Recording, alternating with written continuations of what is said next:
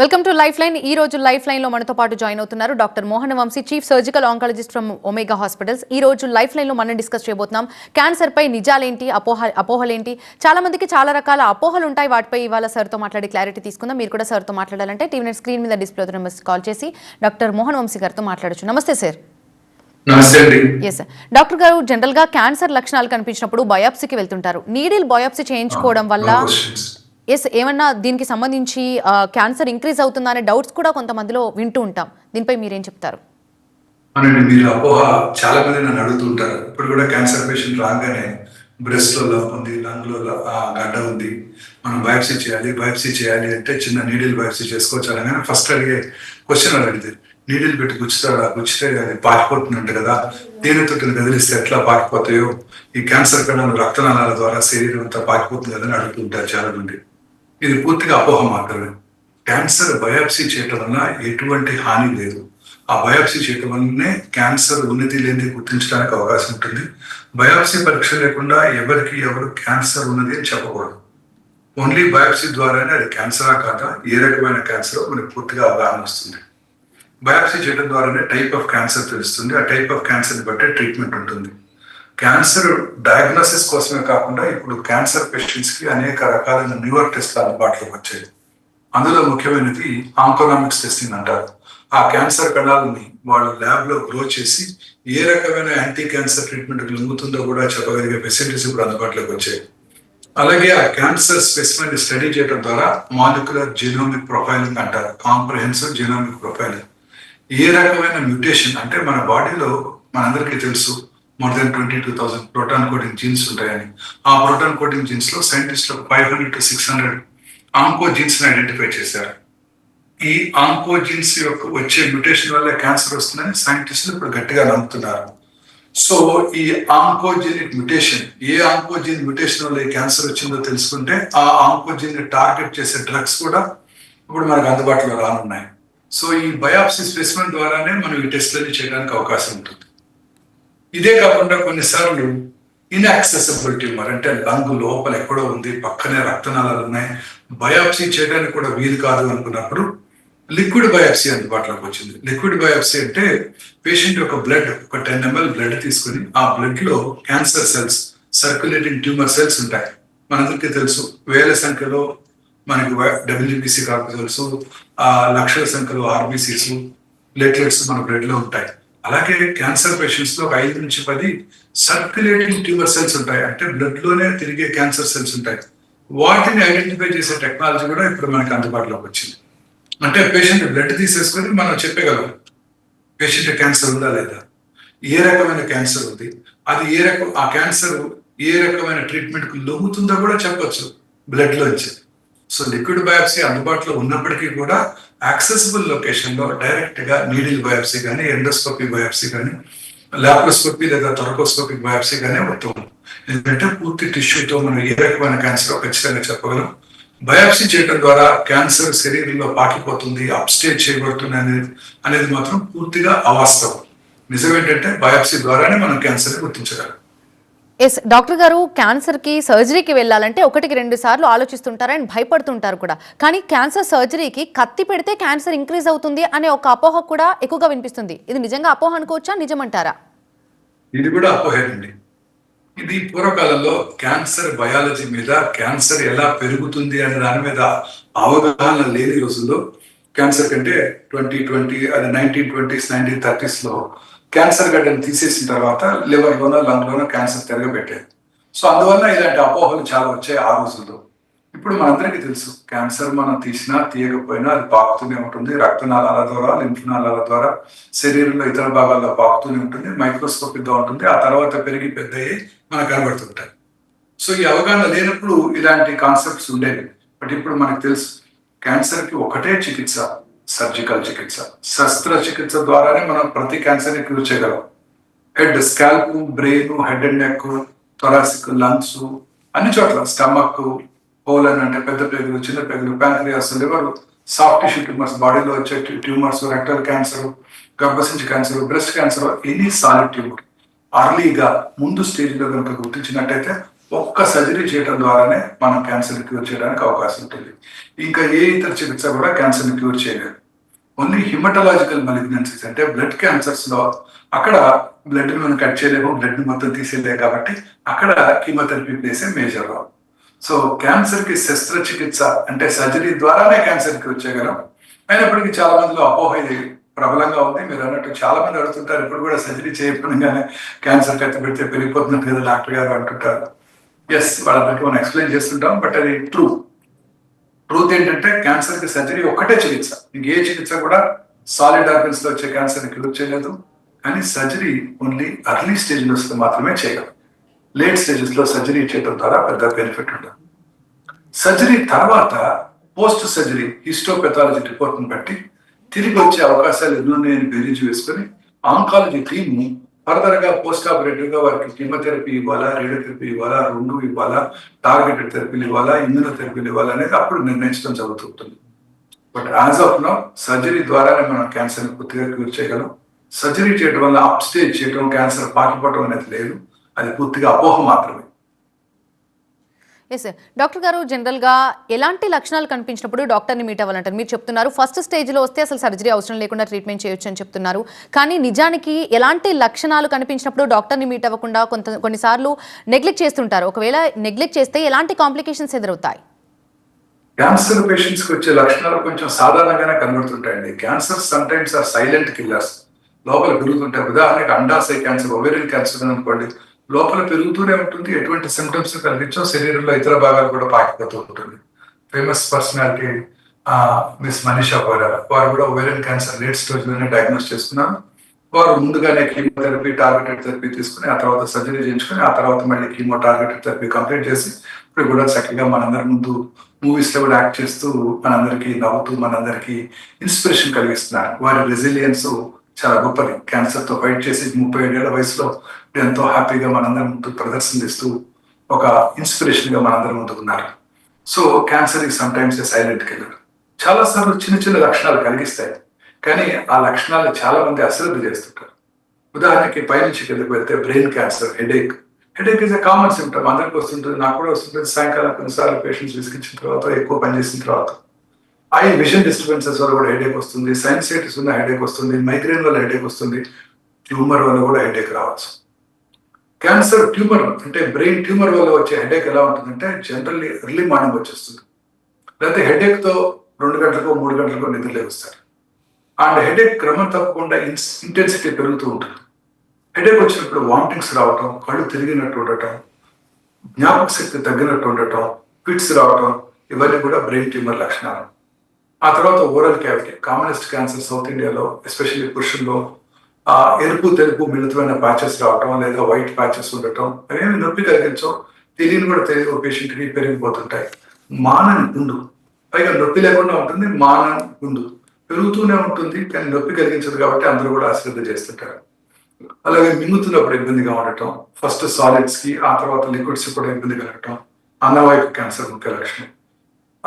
Throat లో ఏదో ఒక ఫారిన్ బాడీ ఉన్నట్టు, అంటే మింగటానికి ప్రయత్నిస్తాం, మింగుతాము, అయినప్పటికీ ఆ ఫారిన్ బాడీ సెన్సేషన్ అలా ఉండటం, అది కూడా పోస్టీరియర్ హైపోపారింజియల్ క్యాన్సర్ లక్షణం అనమాట. ఇంకా పురుషుల్లో అత్యధికంగా కనబడే క్యాన్సర్ లంగ్ క్యాన్సర్. ఈ లంగ్ క్యాన్సర్కి మానని దగ్గినప్పుడు వచ్చే కళ్ళలో రక్తం పట్టడం, లో గ్రేడ్ చెస్ట్ పెయిన్, ఆకలి తగ్గిపోవటం, వెయిట్ తగ్గిపోవటం, అన్ఎక్స్ప్లెయిన్ వెయిట్ లాస్, ఇవన్నీ కూడా లో గ్రేడ్ ఫీవర్, ఇవన్నీ కూడా లంగ్ క్యాన్సర్ లక్షణాలు. ఇక సౌత్ ఇండియన్ పురుషుల్లో గ్యాస్ట్రిక్ క్యాన్సర్ కూడా ఎక్కువగా కనబడుతుంటుంది. ముఖ్యంగా పొట్టలో గ్యాస్ పట్టినట్టు ఉండటం, ఇది వెరీ కామన్ సిమ్టమ్, అందరికీ ఉంటుంది. గ్యాస్ ఉంది అంటుంటారు. గ్యాస్ డాక్టర్ దగ్గరికి, గ్యాస్ట్రోఎంట్రాలజిస్ట్ దగ్గరికి వెళ్తారు. చాలాసార్లు వాళ్ళు కూడా మందులు ఇస్తూ ఉంటారు. ఆ గ్యాస్ పట్టినట్టు ఉండటం, కొంచెం ఫుడ్ తీసుకోగానే పొట్ట ఫుల్ అయిపోయినట్టు ఉండటం, అంటే రోజు 4 ఇడ్లీలు తింటాం, సడన్ గా 2 ఇడ్లీలు తినగానే పొట్ట ఫుల్ అయిపోతుంది, ఇంకా తినబుద్ధి కావడం లేదు, పొట్ట ఉబ్బరంగా అనిపిస్తుంది, తేన్పులు వస్తున్నాయి, very early warning signal off gastric cancer. Vomiting రావటం, వామిటర్స్ లో రక్తం పట్టడం, ఇవన్నీ కూడా గ్యాస్ట్రిక్ క్యాన్సర్ లక్షణాలు. మల విసర్జన అలవాట్లో మార్పు రావటం, ముఖ్యంగా రోజు ఒకసారి మోషన్ పాస్ చేసారు, సడన్ గా 4-5 సార్లు అవుతుంది, లూజ్ మోషన్స్ అవుతున్నాయి, బంక పడుతుంది, మోషన్ లో బ్లడ్ పడుతుంది, వెరీ ఇంపార్టెంట్ వార్నింగ్ సిగ్నల్. చాలా మంది అశ్రద్ధ చేస్తారు, ఈ మోషన్ లో బ్లడ్ పడగానే. ఆయన పైల్స్ ఉన్నాయి, లాస్ట్ ఇయర్ మీరు ఎట్లే వచ్చింది, అప్పుడు కూడా పైల్స్ అనే చెప్పారు డాక్టర్ గారు. తగ్గిపోతుందిలే అని అనుకుంటారే తప్ప ఇప్పుడు లాస్ట్ ఇయర్ పైల్స్ ఉండి ఉండొచ్చు, ఇప్పుడు రెక్టల్ క్యాన్సర్ ఉండి ఉండొచ్చు అని ఎవరు కూడా అనుకోరు. సో ఇలాంటి సిమ్టమ్స్ ఎప్పుడు కూడా ఆశ్రయించకూడదు. అలాగే డిక్రీజింగ్ క్యాలిబర్, రెక్టల్ ట్యూమర్ ఉందనుకోండి, ట్యూమర్ బ్లాక్ చేస్తుంటుంది. మోషన్ యొక్క సైజ్ మామూలుగా ఒక 2 సెంటీమీటర్ సైజ్లో వచ్చేది టూత్ పేస్ట్ లాగా బయటకు వస్తుంది అనుకోండి. It's a very important warning signal off rectal cancer. అలాగే ఫీలింగ్ ఆఫ్ ఇన్కంప్లీట్ ఎవాక్యుయేషన్, అంటే మనకి మోషన్ ఫ్రీగా పాస్ చేశాక మనకు ఒక మంచి సాటిస్ఫాక్టరీ ఫీలింగ్ ఉంటుంది. మార్నింగ్ ఎప్పుడైనా కానీ మోషన్ వెళ్ళాక మొత్తం అంతా ఎంటీ అయిపోతే యూ ఫీల్ వెరీ, ఆ ఫీలింగ్ బ్రెయిన్లో వస్తుంది. మోషన్ పూర్తిగా పాస్ చేసినా కానీ ఇంకా కూడా లోపల ఏదో ఉన్నది, ఇంకా బయటికి వెళ్ళాలి, ఆ ఫీలింగ్ ఇది very early warning signal off rectal cancer. అలాగే ఆల్టర్నేటింగ్ కాన్స్టిపేషన్ అండ్ డైరియా, కొన్నాళ్ళు కాన్స్టిపేషన్ కొన్నాళ్ళు డైరియా, ఇవన్నీ కూడా రెక్టల్ క్యాన్సర్, కోలన్ క్యాన్సర్ లక్షణాలు. అలాగే రైట్ కోలన్ అంటే కుడి పక్క ఉండే అసెండింగ్ కోలన్ అంటారు, ఆ పేగులో వచ్చే క్యాన్సర్ ఇది సైలెంట్ కిల్లర్. ఎటువంటి సిమ్టమ్స్ కలిగించవు. మోషన్ అక్కడ లిక్విడ్గా ఉంటుంది, అల్సర్ ఏర్పడుతుంది, బ్లడ్ తగ్గిపోతుంటుంది. ఆ రెక్టల్ క్యాన్సర్ మిగతా భాగాలు కూడా పాకిపోతుంది. ఆ రైట్ కోలన్ క్యాన్సర్ చాలా సార్లు పేషెంట్స్ లేట్ స్టేజెస్ లోనే డాక్టర్ దగ్గరికి వస్తుంటారు. ఎవరికైనా నడి వయసులో పురుషులకు కానీ స్త్రీకి కానీ రక్తం కనుక తగ్గుతున్నట్టయితే, ఎస్పెషల్లీ పురుషులు రక్తం కనుక తక్కువైంది, ఎనీమియా వచ్చిందంటే ఫిజిషియన్ దగ్గరికి వెళ్ళి బ్లడ్ ట్రాన్స్ఫ్యూషన్ లేకపోతే ఐరన్ సప్లిమెంట్స్ తీసుకోవడం కాదు. ముందు చేసుకోవాల్సింది సౌత్ ఇండియాలో అయితే అప్పర్ జే ఎండోస్కోపీ, అది కనుక నార్మల్గా ఉంటే కొలనోస్కోపీ. ఎందుకంటే ఈ 2 క్యాన్సర్లోను, స్టమక్ క్యాన్సర్లో కూడా చాలాసార్లు రక్తం పోతూ ఉంటుంది. ఆ రక్తం రెడ్ కలర్ రక్తం యాసిడ్ వల్ల బ్లాక్ కలర్ అవుతుంది. కొన్నిసార్లు ఆ రక్తం కూడా డైజెస్ట్ అయిపోతుంది. అంటే blood is also protein. So ఎటువంటి సిమ్టమ్స్ ఉండవు. సో ఎవరికైనా నడి వయసులో 40-50 సంవత్సరాలు దాటిన తర్వాత పురుషుల్లో ముఖ్యంగా ఎనీమియా అంటే రక్తహీనత కనుక ఉన్నట్టయితే వెంటనే ఆంకాలజిస్ట్ని సంప్రదించాలి, ఎండోస్కోపీ కొలనోస్కోపీ చేయించుకోవాలి. చాలాసార్లు రక్తహీనత ఉన్నప్పుడు వీక్నెస్ ఉంటుంది, నడిచినప్పుడు ఆయాసం వస్తుంది. ఆయాసం వచ్చిందంటే ఫస్ట్ కార్డియాలజిస్ట్ దగ్గరికి వెళ్తాం, వాళ్ళు యాంజియోగ్రామ్ చేస్తారు. ఎవరు ప్రతి వాళ్ళకి 2 బ్లాకులు ఉంటాయి, స్టెంట్లు కూడా వేస్తారు. ఆ తర్వాత మళ్ళీ పర్సిస్ట్ అవుతున్నప్పుడు, మళ్ళీ రక్తం తగ్గినప్పుడు అప్పుడు దీని గురించి ఆలోచిస్తారు. ఆ పాటికి లేట్ అయిపోతుంది. సో ఇలాంటి ఇంపార్టెంట్ వార్నింగ్ సిగ్నల్స్ అసలు మనం అశ్రద్ధ చేయకూడదు. అలాగే స్త్రీలలో మెనోపాజ్ వచ్చిన తర్వాత బ్లీడింగ్ అయినట్టయితే, పోస్ట్ మెనోపాజ్ బ్లీడింగ్, ఎస్పెషల్లీ ఇప్పుడు ఎండోమెట్రియల్ క్యాన్సర్ ఇన్సిడెన్స్ ర్యాపిడ్గా పెరుగుతుంది భారతదేశంలో. మన ఆర్థిక ప్రమాణాలు పెరుగుతున్నందువల్ల ఈ క్యాన్సర్లు ఎక్కువ అవుతున్నాయి. ఇప్పుడు స్త్రీలలో బ్రెస్ట్ క్యాన్సరే అత్యధికంగా కనబడుతుంది. 2,24,000 మంది 2022లో బ్రెస్ట్ క్యాన్సర్ బారిన పడ్డారు, హైయెస్ట్ ఇన్సిడెన్స్. అదే 2010లో అది 80,000గా ఉండింది. ర్యాపిడ్గా పెరిగిపోతుంది భారతదేశంలో బ్రెస్ట్ క్యాన్సర్ ఇన్సిడెన్స్. ప్రతి 4 నిమిషాలకు ఒక స్త్రీ బ్రెస్ట్ క్యాన్సర్ బారిన పడుతున్నారు. రొమ్ములో లంప్ కనబడటం, గడ్డలాగా కనబడటం, రొమ్ము యొక్క సైజులో కానీ షేప్లో కానీ మార్పు రావటం, స్కిన్ మీద మార్పులు, ముడతలు పడినట్టు ఉండటం, స్కిన్ ఉబ్బినట్టు ఉండటం, ఆ స్కిన్లో నరాలు ఉబ్బినట్టు ఉండటం, నిప్పుల్ అండ్ ఏరియాలో కాంప్లెక్స్ మీద గుండె ఏర్పడటం, నిప్పుల నుంచి బ్లడీ డిశ్చార్జ్ రావటం, సంఖలో గడ్డలు రావటం, నిప్పుల్ అండ్ ఏరియాలో పక్కకు లాగబడి ఉండటం, ఇవన్నీ కూడా బ్రెస్ట్ క్యాన్సర్ లక్షణాలు. అంటే ఇవి ఉన్నట్టయితే క్యాన్సర్ ఉందని కాదు, బట్ ఖచ్చితంగా పరీక్ష చేయించుకోవాలి. ఎందుకంటే భారతదేశంలో చిన్న వయసులోనే క్యాన్సర్ చూస్తున్నాం. ఇతర దేశాల్లో ఇలా కనబడదు. వెస్ట్రన్ వరల్డ్ లో 50 సంవత్సరాల తర్వాత బ్రెస్ట్ క్యాన్సర్ చూస్తున్నాం. మన దేశంలో 30-40 నుంచే కనబడుతుంది. సో ఈ సిమ్టమ్స్ కనుక ఉన్నట్టయితే ఎప్పుడు అశ్రద్ధ చేసుకోకూడదు. అలాగే పోస్ట్ మెనోపాజ్ బ్లీడింగ్, మెనోపాజ్ వచ్చిన తర్వాత బ్లీడింగ్ అవడం, ఇంటర్మెన్స్ట్రల్ బ్లీడింగ్, ఇవన్నీ కూడా చాలా ఇంపార్టెంట్ సిమ్టమ్స్. అశ్రద్ధ చేయకుండా మనం దగ్గరలో ఉన్న లేడీ డాక్టర్ గారిని సంప్రదించి పరీక్ష చేయించుకోవాలి. డాక్టర్ గారు, రేడియేషన్ థెరపీ చేయించుకునే వాళ్ళు చాలా రకాల అపోహల గురించి వింటున్నాం. రేడియేషన్ థెరపీ చేయించుకుంటే నల్లగా అవుతారని, లేదంటే కరెంట్ షాక్ పెడతారని రకరకాల మాటలు వింటూ ఉన్నాం. ఇవి నిజమంటారా డాక్టర్ గారు? కరెంట్ షాక్ పెడతారా నిజంగా? లేదండి. ఓల్డెన్ డేస్ లో అసలు ఎలక్ట్రిసిటీ ఎక్కువగా లేనప్పుడు కలర్గా ఎలక్ట్రిసిటీని కరెంట్ అనేవాడు. మా చిన్నప్పుడు కూడా కరెంట్ వచ్చింది పోయింది అనేవాడు. సో అప్పుడు ఎలక్ట్రిసిటీతో ఆపరేట్ చేయబడే ఈ మెషిన్ కాబట్టి కరెంటు చికిత్సలు అనేవారు పాతకాలంలో. అన్ని చికిత్సా పద్ధతులు కూడా ఎలక్ట్రిసిటీతోనే ఆపరేట్ చేయబడతాయి. సో కరెంట్ షాకులు ఇస్తారు. అంటే ఆ రోజుల్లో పాత కోబాల్ట్ చికిత్సా పద్ధతుల్లో స్కిన్ మీద ర్యాష్ కూడా వచ్చేవి. అంటే ప్రిసైజ్ గా ట్రీట్మెంట్ ని లోపల భాగంలో టార్గెట్ చేసే ఫెసిలిటీస్ ఆ రోజుల్లో ఉండేవి కావు. సో అందుకని కలెక్టివ్గా పేషెంట్స్ కి వివరించడానికి కరెంట్ షాకులు అనేవారు. ఇప్పుడు కూడా పేషెంట్స్ అదే అడుగుతారు, ఏంటి 20 రేడియేషన్స్ ఇవ్వాలంటే ఇటు 20 కరెంట్లు ఇస్తారా అని అడుగుతారు. సో అది కలర్కియల్ గా వాడే పదం తప్ప అసలు కరెంట్ షాక్ ఇవ్వటం అనేది జరగదు. ఆ రోజుల్లో ఆ కోబాల్ట్ చికిత్సా పద్ధతిలో కొంచెం స్కిన్ మీద రియాక్షన్స్ అవి వచ్చాయి. ఇప్పుడు ఆ తర్వాత లీనియర్ యాక్సిలరేటర్స్ అందుబాటులోకి వచ్చాయి. ఈ మెగా వోల్టేజ్ ఎక్స్రే థెరపీతో మెగా వోల్టేజ్ ఎక్స్రే థెరపీతో ప్రిసైజ్ గా ట్యూమర్ ని టార్గెట్ చేసే ఫెసిలిటీస్ అందుబాటులోకి వచ్చాయి. ఉదాహరణకి 80 కేజీలు ఉన్న స్త్రీకి కూడా స్కిన్ మీద ఎటువంటి డోస్ పడకుండా స్కిన్ లోపల యూరినరీ బ్లాడ్ వెనకాల మలద్వారం ముందున్న గర్భసంచి మీదనే రేడియేషన్ ప్రిసైజ్ గా టార్గెట్ చేసే ఫెసిలిటీస్ ఇప్పుడు మనకు అందుబాటులోకి వచ్చాయి. ఆ తర్వాత రేడియేషన్ చికిత్సా పద్ధతిలో అనేక రకాలైన న్యూయర్ మార్పులు అందుబాటులోకి వచ్చాయి. అందులో ముఖ్యమైనది కృత్రిమ మేధస్సుతో కూడిన రేడియేషన్ డెలివరీ చికిత్సా పరికరం. ఈ రేడియేషన్ డెలివరీ చికిత్సా పరికరాన్ని లీనియర్ యాక్సిలరేటర్ అంటారు.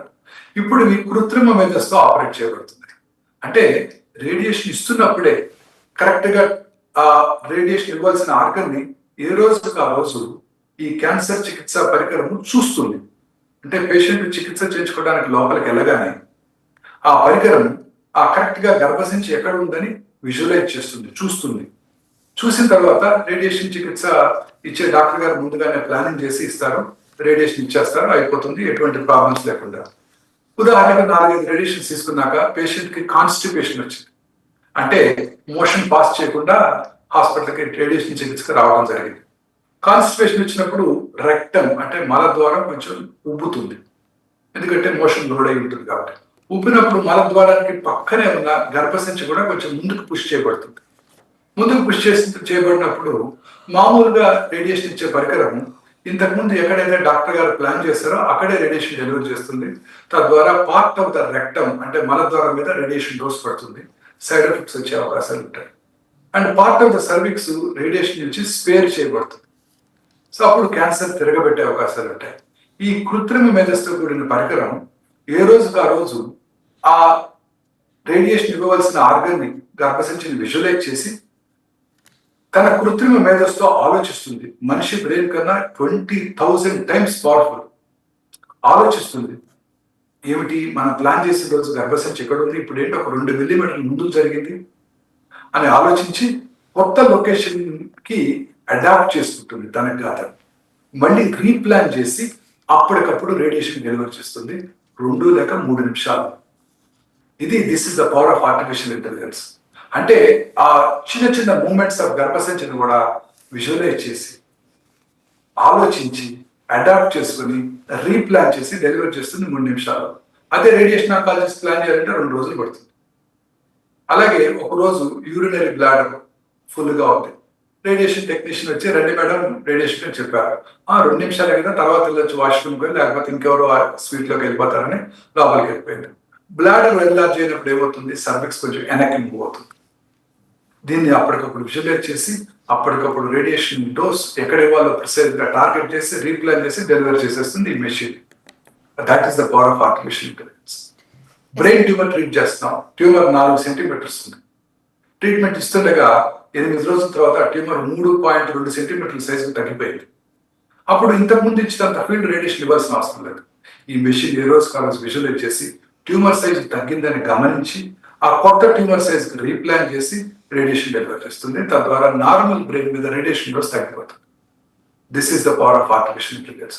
ఇప్పుడు అన్ని పరికరాలు కూడా మన పెట్ స్కాన్ రేడియేషన్ మన క్యాన్సర్ ని స్టేజ్ చేసే పాజిట్రాన్ ఎమిషన్ టోమోగ్రఫీ, పెట్ సిటీ స్కాన్, అలాగే పెట్ ఎంఆర్ఐ కూడా పూర్తిగా కృత్రిమ మేధస్సుతో పనిచేస్తున్నాయి. పనిచేసినప్పుడు మెషిన్ త్రూపుట్ అంటే మెషిన్ తక్కువ టైంలో స్కాన్ చేయడానికి అవకాశం ఉంటుంది. తక్కువ టైంలో స్కాన్ చేస్తే పేషెంట్కి వచ్చే రేడియేషన్ ఎక్స్పోజర్ తగ్గిపోతుంది. అలాగే సైబర్ నైఫ్ అంటే కత్తి కాదు, కత్తి కాని కత్తి. ఒక తెలుగు జర్నలిస్ట్ చక్కగా డిస్క్రైబ్ చేస్తారు. కత్తి కాని కత్తి, బట్ కత్తి లాంటి కత్తి. కత్తి లాగానే కట్ చేస్తుంది, బట్ కత్తి కాదు. అది రేడియేషన్ ఎక్స్రే చికిత్స, మెగా వోల్టేజ్ ఎక్స్రేస్. ప్రిసైజ్ గా పిన్ పాయింటెడ్. ఇప్పుడు ఇజ్రాయెల్ వాళ్ళు, ఇరాన్ వాళ్ళు లాంచ్ చేసుకుంటున్నారు, అలాగే ఉక్రెయిన్ వాళ్ళు, రష్యా వాళ్ళు ఇంటర్ కాంటినెంటల్ బెలాస్టిక్ మిసైల్. ఎక్కడైతే ప్రిసైజ్ గా ఉక్రెయిన్ లో ఒక power electricity thermal power generating facility target చేయాలంటే 5,000 కిలోమీటర్ల నుంచి టార్గెట్ చేస్తున్నారు. అదే టెక్నాలజీ ఇక్కడ క్యాన్సర్ సెల్ ని టార్గెట్ చేయడానికి వాడుతుంది సైబర్ నైఫ్. ప్రిసైజ్ గా బ్రెయిన్ లో ఒక చిన్న ట్యూమర్ ఉంది, ఆ పక్కన ట్యూమర్ పక్కన ఒక మిల్లీమీటర్ మీద కూడా రేడియేషన్ డోస్ పడకుండా ప్రిసైజ్ గా ట్యూమర్ మీద రేడియేషన్ ఇవ్వగలిగే ఏకైక పరికరం సైబర్ నైఫ్. మామూలుగా 30-40 రోజుల్లో వచ్చే రేడియేషన్ చికిత్సని జస్ట్ ఇప్పుడు 1 నుంచి 5 రోజుల్లో చికిత్స చేయగలరు. ఎందుకంటే చాలా హై డోసెస్ తక్కువ టైంలో, తక్కువ సమయంలో, తక్కువ డోసెస్ లో ఇచ్చేయగలరు. సో ఇది సైబర్ నైఫ్ యొక్క అడ్వాంటేజ్. ఇలా అనేక రకాలైన నూతన చికిత్సా పద్ధతులు ఇప్పుడు మనకి రేడియేషన్ చికిత్సలో అందుబాటులోకి వస్తున్నాయి. ఇవన్నీ మనకి ఇప్పుడు హైదరాబాద్ లో అందుబాటులో ఉన్నాయి. వీటి ద్వారా పక్కన ఉన్న నార్మల్ కణజాలానికి ఎటువంటి రేడియేషన్ డోస్ పడకుండా, అంటే సైడ్ ఎఫెక్ట్స్ రాకుండా మనం రేడియేషన్ ఇవ్వగలుగుతున్నాం. డాక్టర్ గారు, ఇక కీమోథెరపీ గురించి మాట్లాడుకుంటే రేడియేషన్ థెరపీ కన్నా కీమోథెరపీ చాలా డేంజర్ అంటారు. నిజం చెప్పాలంటే క్యాన్సర్ కన్నా ఎక్కువగా భయపడుతూ ఉంటారు. ఇది చాలా చాలా ప్రమాదకరమని. కీమోథెరపీ గురించి మీరు ఏం చెప్తారు సార్? కీమోథెరపీ అంటే మీరు అన్నట్టు చాలా మంది అపోహలు ఉన్నాయి, చాలా మందికి ఇలాంటి అపోహలు ఉన్నాయి. ఇవాళ మనం కూడా ఒక డాక్టర్ గారు, ఆ డాక్టర్ గారి మదర్ కి బ్రెస్ట్ క్యాన్సర్ వస్తే నా దగ్గరికి వచ్చారు. క్యాన్సర్ అంతా పరీక్ష చేయడం జరిగింది, పెట్ స్కాన్ చేసి అర్లీగా ఉందని అనుకున్నాం. వెంటనే first question, even before PET scan, doctor గారు అమ్మగారికి కీమోథెరపీ అవసరం ఉండదు కదా అని అడిగారు. ఏంటంటే కీమోథెరపీ అంటే అంత భయం అందరికీ కూడా. ప్రతి వాళ్ళు ఇదే క్వశ్చన్ అడుగుతారు, సర్జరీ చేయండి, మిగతా ఇతర చికిత్సలు చేయండి, కీమోథెరపీ మాత్రం లేకుండా చూడండి. సో ఇలా చాలా మందికి అపోహలు ఉన్నాయి. కీమోథెరపీ అంటే ఆ కీమోథెరపీ డ్రగ్స్ క్యాన్సర్ కణాలే కాకుండా శరీరంలో మిగతా నార్మల్ కణజాలను కూడా హాని చేస్తాయి, చాలా హానికరమైందని ప్రజలందరూ కూడా భావిస్తుంటారు. డాక్టర్లు, పేషెంట్స్ అందరూ కూడా భావిస్తుంటారు. ఇది పూర్తిగా అపోహ మాత్రమే. అంటే కీమోథెరపీ వల్ల సైడ్ ఎఫెక్ట్స్ ఉంటాయి, అవేమి ప్రమాదకరమైన సైడ్ ఎఫెక్ట్స్ కావు. Chemotherapy is an integral part of cancer చికిత్స. కీమోథెరపీ ద్వారానే శరీరంలో నాకు సర్జన్ ఎంత గొప్పవాడైనప్పటికీ ట్యూమర్ వచ్చిన భాగాన్ని తీయగలరు. మైక్రోస్కోపిక్ గా శరీరంలో ఇతర భాగాలకు పాకిపోయిన క్యాన్సర్ కణాలను డిస్ట్రాయ్ చేయాలంటే అది ఉంది మెడికల్ ఆంకాలజిస్ట్ ఇచ్చే కీమోథెరపీ మీదే ఆధారపడి ఉంటుంది. అందుకే cancer treatment is a team work. Surgical oncologist, medical oncologist, radiation oncologist, radiologist, ఎందుకంటే కరెక్ట్ గా ట్యూమర్ స్టేజ్ ఏంటో చెప్పాలి. Nuclear medicine specialist, PET CT scan, PET MRI, వీటన్నిటి కూడా ఇంటర్ప్రెట్ చేసే డాక్టర్ గారు న్యూక్లియర్ మెడిసిన్ స్పెషలిస్ట్, పెథాలజిస్ట్. అసలు ట్యూమర్ ఏ రకమైన ట్యూమర్, దేనికి జరుగుతుందో పెథాలజిస్ట్ చెప్పగలుగుతారు. So it's a team work. అందరూ కలిసి ప్రతి క్యాన్సర్ పేషెంట్ ని చూసి వారికి కావాల్సిన ట్రీట్మెంట్ ప్లాన్ డిసైడ్ చేయాల్సి ఉంటుంది. సో కీమోథెరపీలో ఇంతకుముందు హెయిర్ లాస్ అని చాలా ఎక్కువగా చూసేవాళ్ళు. ఇప్పుడు కీమోథెరపీ ఇస్తున్నప్పుడు హెయిర్ లాస్ కూడా తగ్గించడానికి స్కాల్ప్ కూలింగ్ సిస్టమ్ కూడా అందుబాటులోకి వచ్చింది. కీమోథెరపీ ఇస్తున్నప్పుడే స్కాల్ప్ ని కూల్ చేయడం ద్వారా ఆ స్కాల్ప్ కి రక్త ప్రసారం తగ్గించి మనము కీమోథెరపీ వల్ల వచ్చే హెయిర్ లాస్ కూడా అవాయిడ్ చేయడానికి అవకాశం ఏర్పడింది. అలాగే కీమోథెరపీ వచ్చే సైడ్ ఎఫెక్ట్స్ చాలా వరకు తగ్గించడానికి ఇప్పుడు టార్గెటెడ్ థెరపీలు అందుబాటులోకి వచ్చాయి. టార్గెటెడ్ థెరపీస్ అంటే ప్రిసైజ్ గా ట్యూమర్ ని మాత్రమే టార్గెట్ చేసే మెడిసిన్స్. ఆ ట్యూమర్ ని టార్గెట్ చేస్తూ పక్కన ఉన్న నార్మల్, పక్కన కాదు దూరంలో శరీరంలో ఇతర భాగాల్లో ఉన్న నార్మల్ కణజాలను కూడా డ్యామేజ్ చేయకుండా ఇవ్వగలిగే ఫెసిలిటీస్ ఇప్పుడు మనకు అందుబాటులోకి వచ్చాయి. కీమోథెరపీతో పాటు టార్గెటెడ్ థెరపీ వల్ల లేట్ స్టేజ్ క్యాన్సర్ పేషెంట్స్ లో కూడా సిగ్నిఫికెంట్ గా మనం ఇప్పుడు లైఫ్ ని ప్రొలాంగ్ చేయడానికి అవకాశం ఏర్పడింది. Yes, thank you sir. ఇది వాళ్ళ లైఫ్ లైన్. చూస్తూనే ఉండండి TV9.